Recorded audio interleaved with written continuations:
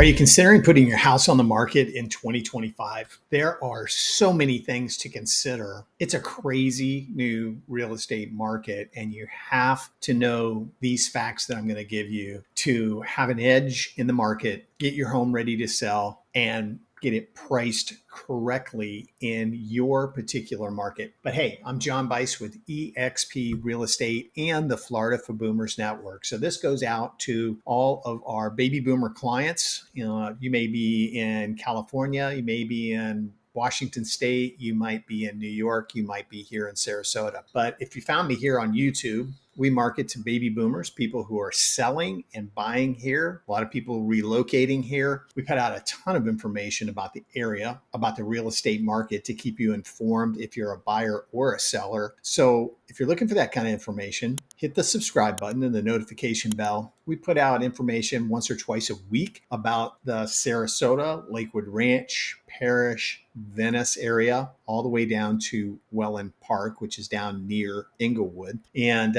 it's free. So we put this stuff out. I hope you'll find it useful. But what we want to talk to you today about is selling your home in 2025. If you haven't heard, nationwide, there's so many new rule changes out there. If you're a buyer to work with a real estate agent, they're going to have you sign a buyer broker agreement. What is that? Break it down into a nutshell. It basically lets the buyer know we make a commission. We're 100% commission job. So we make a commission for doing what we're doing. We're going to negotiate with the seller to pay the commission. Now, there are some sellers in this market that say, I'm not paying the buyer side commission. Very, very few, but there are some out there. I would say 99% of sellers in the current market are still offering the buyer side commission. Let's just say it's a 6% commission. Typically, that is split 50-50 with the buyer agent and the selling agent. There are different ways to do it. It might be 5%, 2.5 and 2.5. It might be 4.5 with 2.5 going to the listing agent, 2 going to the buyer agent. It just depends. But what they are going to ask you to sign, what we as agents are going to ask you to sign, is a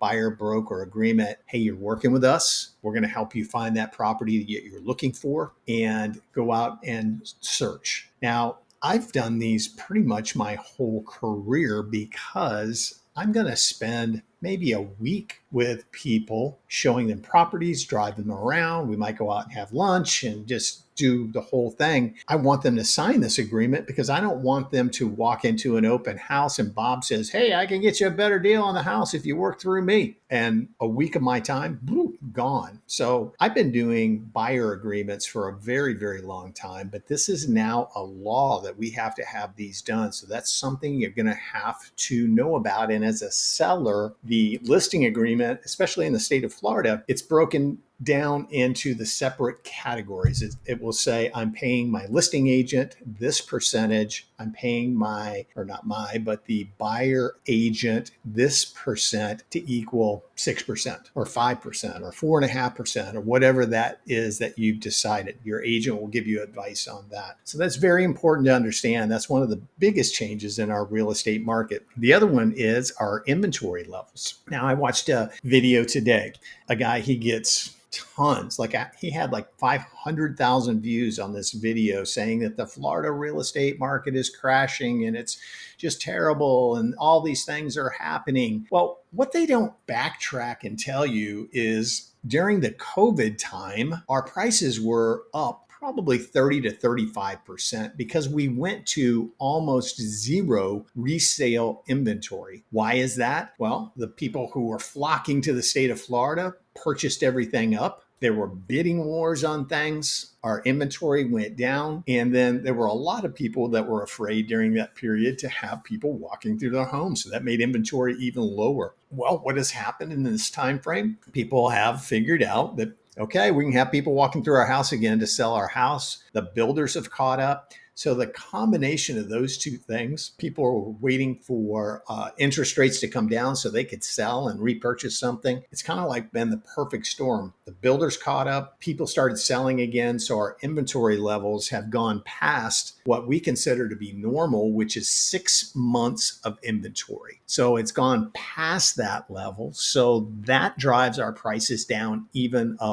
more. Okay, so if we were, let's just say for round numbers, we were up 30%, we've probably dropped off 20% from that, but we're still up probably 10% above normal prices in our area. So yes, prices had escalated significantly, but they're come back down and we're headed back towards a normal real estate market. Interest rates are creeping their way back down. Yes, things like insurance have gone up. We had 3 storms this year. Had not happened that I'm aware of since 2004. I lived in this area at that time, and we had 3 storms that were pretty close to us, pretty much turned and went up the middle of the state, but they were close to us. But this year, we actually had a direct hit. I've told you in previous videos, I'm a Florida native. I've never had a direct hit, never been in a direct hit that I'm aware of anyway. Eye of the storm went right over the top of us. It's creepy. It was a big storm. It was like a category 3.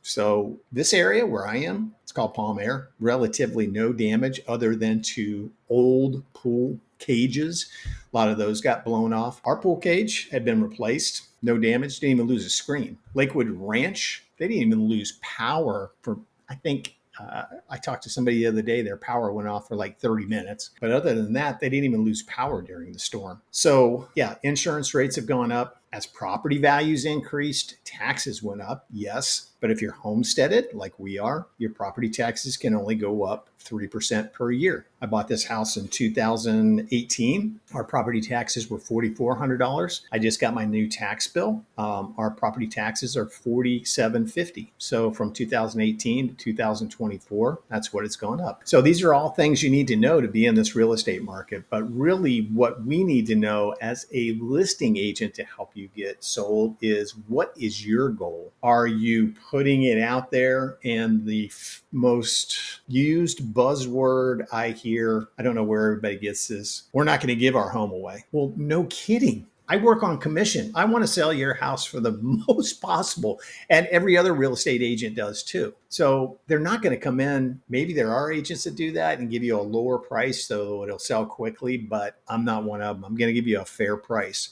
So what I think, okay, and it's not really what I think, it's what you think. I'm going to give you the low list price per square foot. I'm going to give you the average price per square foot, and I'm going to give you the high price per square foot. And then we're going to evaluate your home and see where you fit in there. And what we're going to try to do is get homes within a half a mile of your house that have sold in the last 60 to 90 days that compare to you in size. So whatever the heated square footage is of your house or air conditioned square footage of your house is, you want to go about 20% plus and 20% minus and figure out where those houses are selling. Then you start looking at things. Do you have a pool or not have a pool?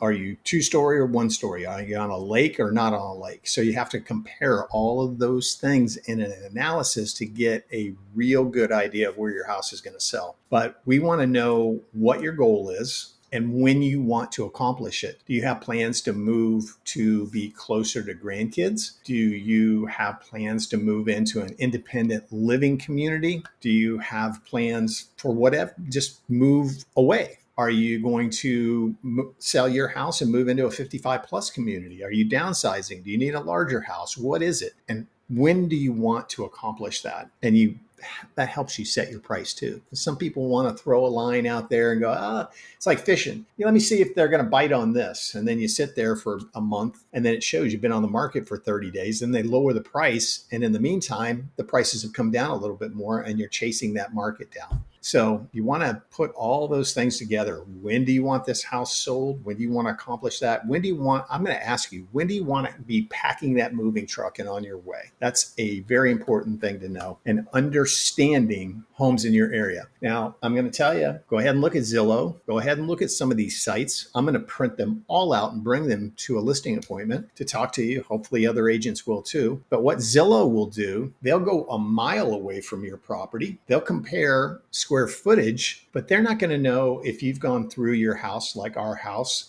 Granite countertops, all new cabinets, new flooring, painted inside and out. They're not going to know any of those things. Also, you may be living in a country club. The community next to you is nice, but it's not a gated country club community, but it's within a mile of your house and relatively close in square footage and has a pool just like you do. So that's going to bring your price down, or it may be reversed. You may not be in the gated country club. You're sitting over here, and then it compares you to a gated country club community. There's one right close to my house. It's called University Park Country Club. We don't compare to that. A lot of those houses are on the golf course. It's a gated country club community. Okay, so our homes do not compare to that, but that's about a quarter of a mile away. So Zillow could pull those in. So it gives you that kind of idea. So be very aware of those figures that you get online, what it's telling you. Okay. Knowing what your home is worth in this market and how it has shifted. Okay. A lot of people are still in that mindset that it's 2022, the COVID frenzy. They looked on Zillow. My house was worth $800,000.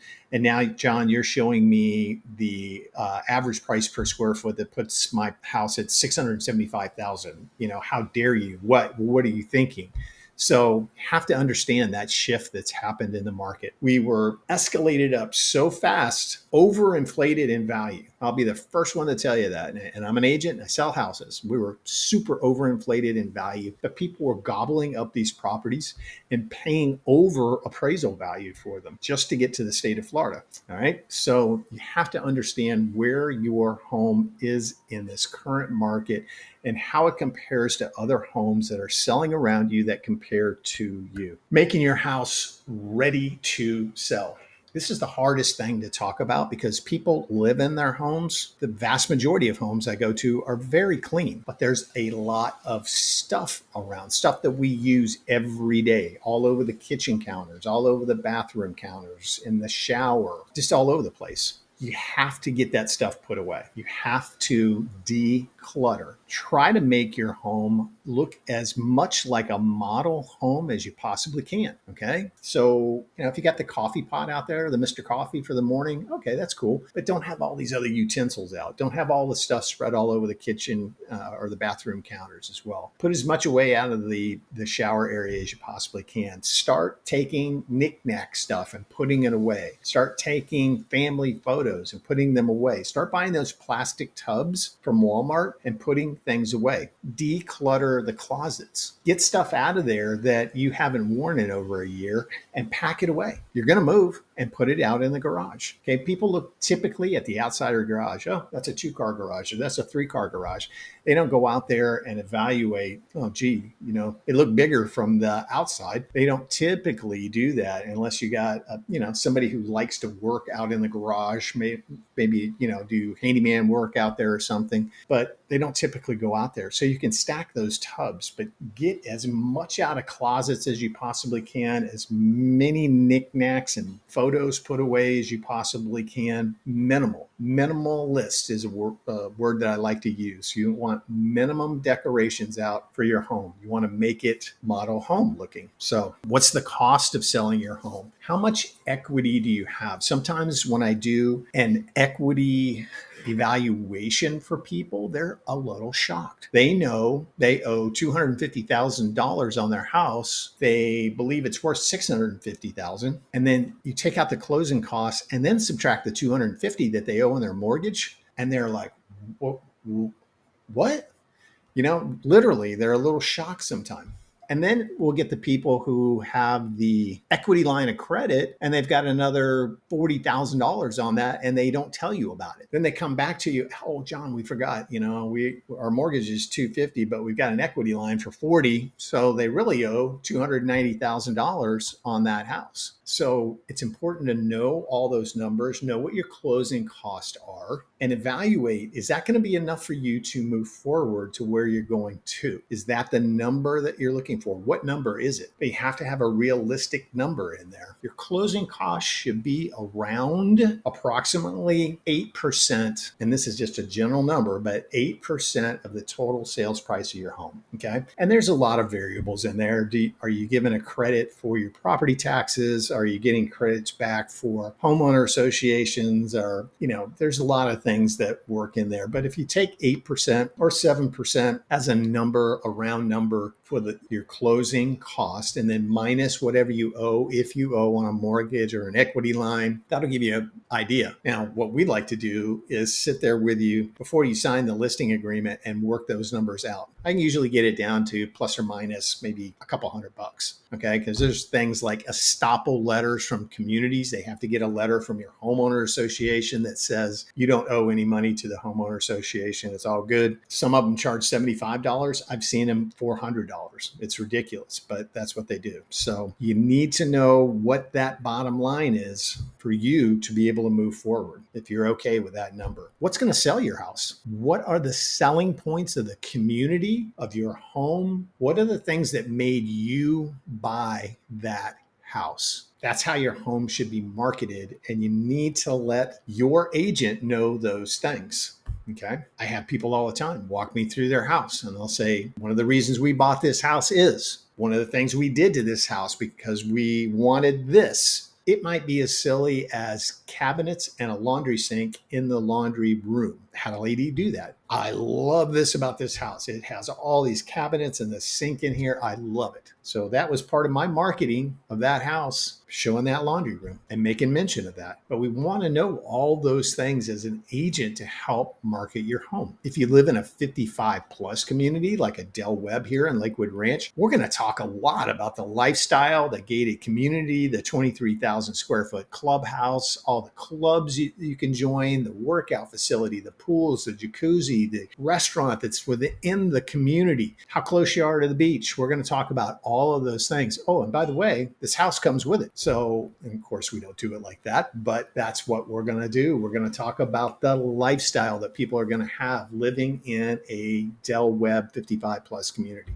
Those are some of the things you got to realize. This is about the fourth video I've done today, so my voice is going, but you got to realize all of these things. What your goals are, when you want to have your home sold, how much you want to net out of the sale. You can't just tell, the person who's doing that net sheet as much as possible. We want to sell for as much as possible. You have to have done some research and have an idea of what you think you need to walk away with in the sale of your home. Okay. Preparing your home. Even before you talk to somebody about selling your house, start getting it ready. Start packing things, putting it away.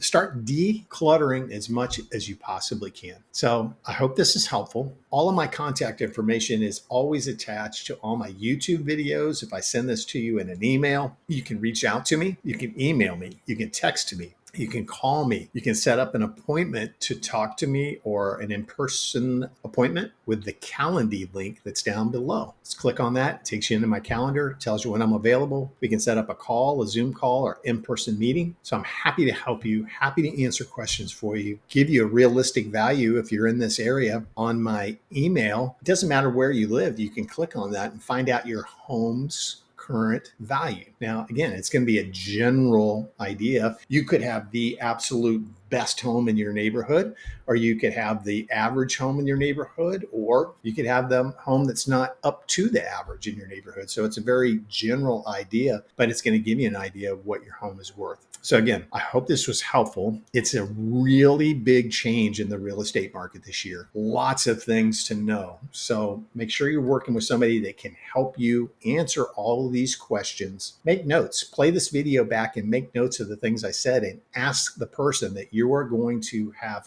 help you market and sell the biggest asset that you have, probably. It's important. Don't just hire Betty that sells 2 houses a year in your neighborhood. Okay. It's very important that you have somebody that can answer all these questions for you. Okay. I'm here. You can ask those questions to me. I hope to help you either sell your home here or help you find a home in this area. I look forward to talking to you.